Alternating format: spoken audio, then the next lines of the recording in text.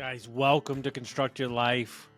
This 3-part series with my man Nick. You know, he is a little bit of a wild card, bought and sold multiple businesses, just started a podcast. When him and I get together, we have no idea what we're going to talk about. Probably gurus, probably something else, but it's always an entertaining conversation because I love the way he thinks. So make sure you jump into this episode and enjoy. We'll see you in there. Constructing your life is about much more than just building a bank account.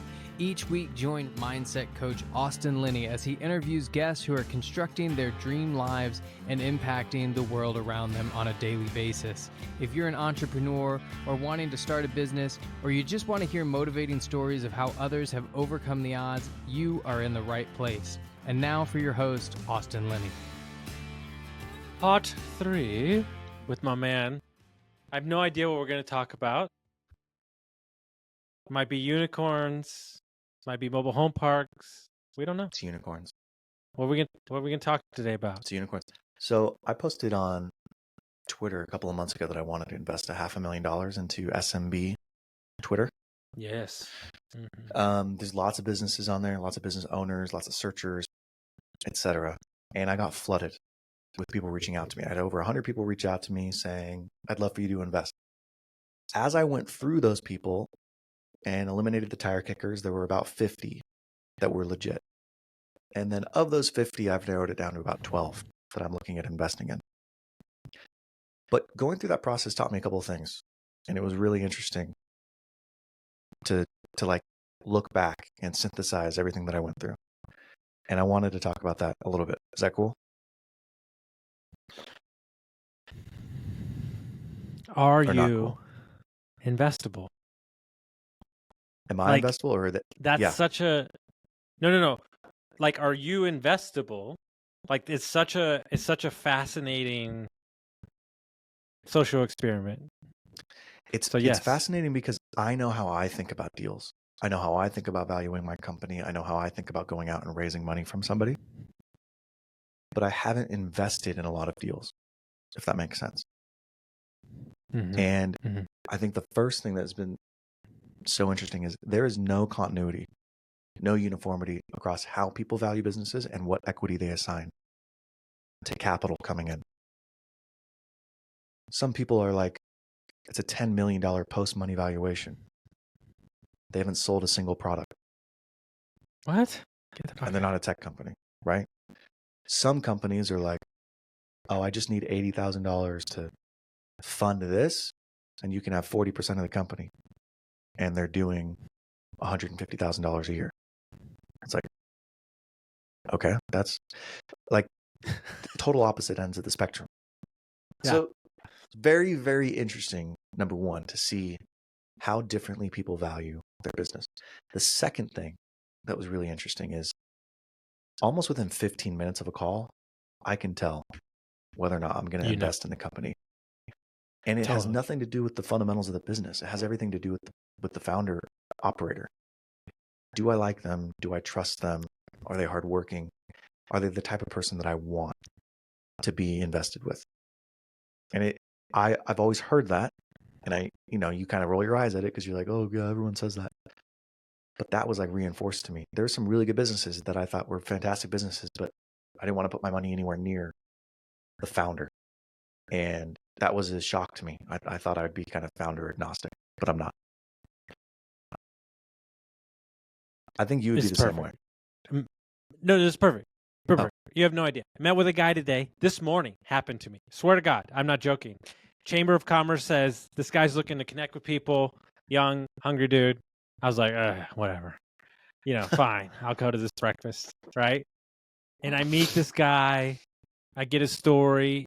Worked for a large company for years, creating a product. It's like Shark Tank, like creating a product that's needed. Yeah. He goes into his whole spiel, ask him about his life, the whole nine. I haven't looked. I know what his product is. I haven't seen a picture of it. I don't even know what it is. I said, let me tell you something, buddy. He goes, well, I'm talking to this person. I said, first of all, buddy. I said, first of all, you're not talking to any of those people. I said, you're not taking a fucking single dime. I was like, your wife makes plenty of money and you live in the middle of nowhere. I was like, you don't need money. Okay. So no, you're not taking money because they're going to take half your company. and you haven't sold anything. I said, second, I don't care what your product is or what it looks like.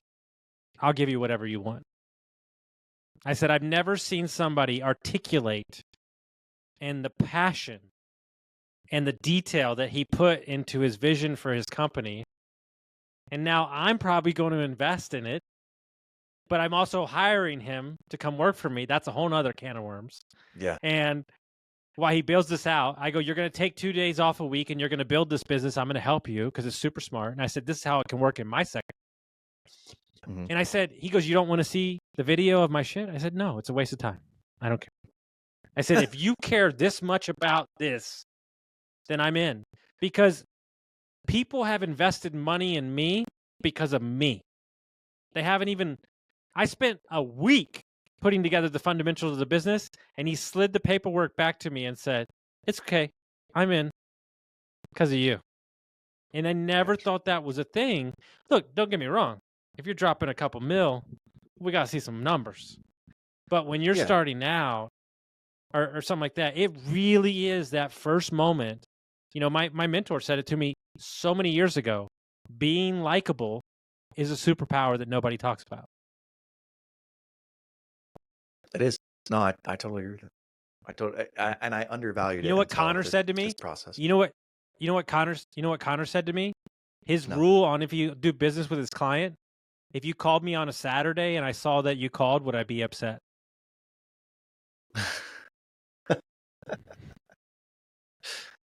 It's good. That's a good litmus test, man. It's the same thing with a partnership. Oh my God. So, look, nuance. Let me give you nuance partnership for a second. Okay. I've had a really hard 15 months. Okay. I'm the lion in the jungle down here. While my other business partners are in other places. I needed an outlet. And my business partner for the last 12 months has talked to me about music and golf. We don't talk about the business. He never said anything. But he knew that at 6 o'clock every day, I needed to send him a song. We send a song back. We talk about what was happening in the golf world. That care, that little nuance of a partnership, I'll do whatever that guy needs for the rest of his life. That's true, man. And partnerships in particular, it's not always about the dollars and cents or the facts and figures, whatever it is. It's how do you get the most out of that person? And sometimes it's by being their therapist or their boy or their buddy, like whatever it is. But like your whole goal is for both of you to be in the right frame of mind. So I totally agree with that. Which leads me to the last thing I realized. I'm making all these investments, or at least having these conversations, and Chris, my business partner, and I are having conversations. And I'm like, why am I investing in these companies? My whole thesis was like, okay, I got some cash sitting on the side. I'll put some in these businesses. I'll get 15, 20% IRR. It's a bit diversified. It's a safer investment. Yeah, all the things you're supposed to say. And I'm talking to these companies, and I'm writing some checks. I've written one. I have another check that's wiring next week that closes. We have another one that closes the week after. It's like this. I've already put some real money in, but we're like sitting there talking, and I'm like, we could be using this money to go big, like to think big. We could buy a company doing $1 million a year in cash flows. We could launch something. Like there's a million things that I could do with that. It's not who you are. It's not who you are. Look, let me explain something to you, young man. You are within no. Hold on. Within the 5 seconds of meeting you in person, I was in love. Okay? And I mean that in the most heterosexual way possible, because your genuine care for others is on another level. It's amazing. You really care. And that's why you're doing this. It's not for the money. It's because you wanted, back when you got started, that somebody would take a chance on you, and this is your opportunity to do that on them. It's true, and I had to reframe that in my mind. So it's gone from I'm putting this dollar amount in to I want to find those founders who were me 5-10 years ago that will use this. 1,000%. So it could be more than 500, it could be way less than 500, but it just shifted my mindset. Guys, let me take a minute to tell you about my buddies over at Lead Hub, Ben and Aaron, the best humans I know. Not only are they amazing at marketing for trade companies, but Ben started his HVAC company in his garage, sold it for multi-million dollars. So when this guy talks, I listen. When we took over Dietz Mechanical, we had 22 reviews in 22 years. In 7 short months, we went from 22 reviews to 107. We went from a 4.2 to a 4.7. We tripled our Facebook presence and we tripled our calls. If you're an HVAC, plumbing, electric, landscaping company, and you're looking for a no BS approach to marketing, you're looking for people who have done it before, you got to go to leadhub.net. Nick, I spent so many years behind a bar praying that the rich people that I waited on would see something in me and take a chance on me. And nobody did. And let me tell you something, young man. When I get flush and I'm 50, I'm going to need somebody to control me because I'm going to be yanking people out of Chick-fil-A's, out of Verizon stores. I've already done it out of Verizon stores. There are people in this world that are in the wrong position with skill sets that can go next level if given the opportunity. And I wrestled with the world for so long and I realized that you had to take the opportunity on yourself first. And then once people saw you take it on yourself, then people would take a chance on you. And I wrote about this the other day. In my 20s, I wanted to tell everybody what I was going to do. In my 30s, I wanted everybody to see what I was going to do. In my 40s, I just do what I'm going to do and then attract the people that want to do what I'm doing. So what do you do in your 50s? Just give people a lot of money to go buy businesses. I'm here for it. Because, okay, so let's get some tactical advice. So you met all these people. Give them 1, 2, 3 tips to be somebody that's investable within those first 5 to 10 to 15 minutes. How do you present yourself? Be excited. Be excited about your idea. If you're not excited about your idea, nobody else is going to be excited about your idea for you. So be enthusiastic. I'm going to get to the numbers. I'm going to ask you about your revenue. I'm going to ask you about your costs. I'm going to ask you about all that stuff at some point. But buy a guy a drink first. You know what I mean? Like, loosen me up. Break some Tell bread, me about baby. Yeah. Tell me about yourself. Tell me about the company. What's your vision? Like, be a human being. We have a finite amount of time to live on this earth, and I want to spend it with the people that I want to spend it with. So if I'm going to invest in you, I want to get to know you. I want to like you. I want to see that you have enthusiasm about the things that you're doing, right? So that would be like first and foremost. If you're getting on a call with somebody, be you, be genuine, but be excited about your opportunity. Paint the picture. The financials and the data will come later. And you may find that you don't want to work with certain people because of the way that they talk about things. So that would be my first piece of advice. The second piece of advice would be, don't be in love with raising money.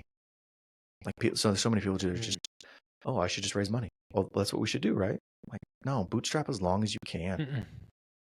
Only raise money when you absolutely need it and when you've got a strategy for growth.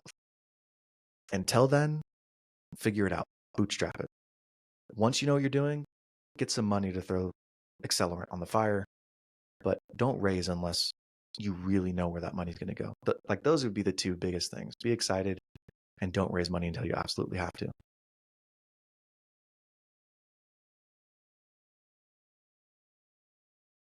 Set in a meeting with a guy that has raised north of a couple billion.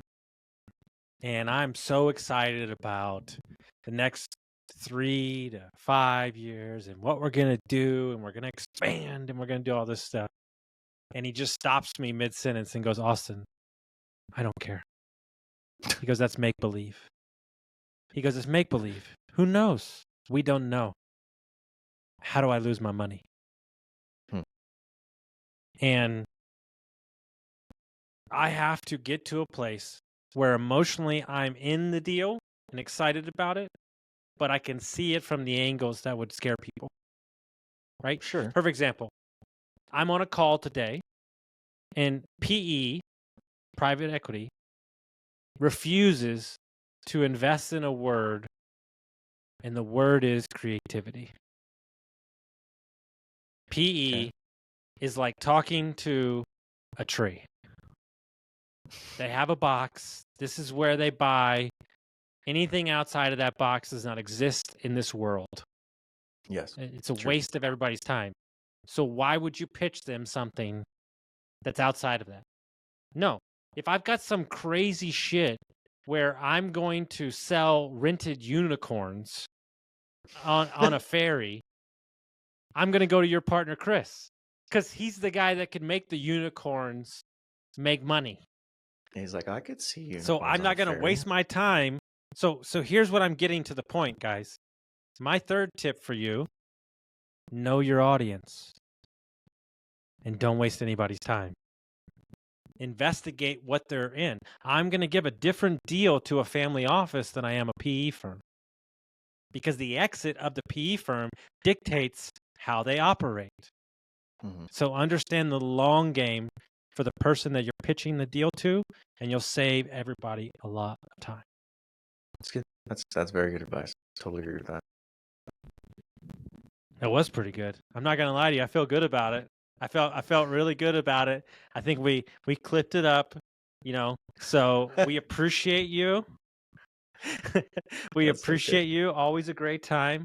Can't wait to come out there and hang with my guy.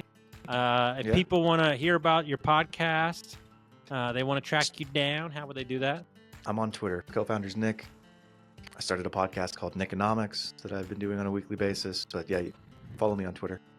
It's the best place. I love it. Guys, send it to a friend, share it around. We'll see you next time. See ya.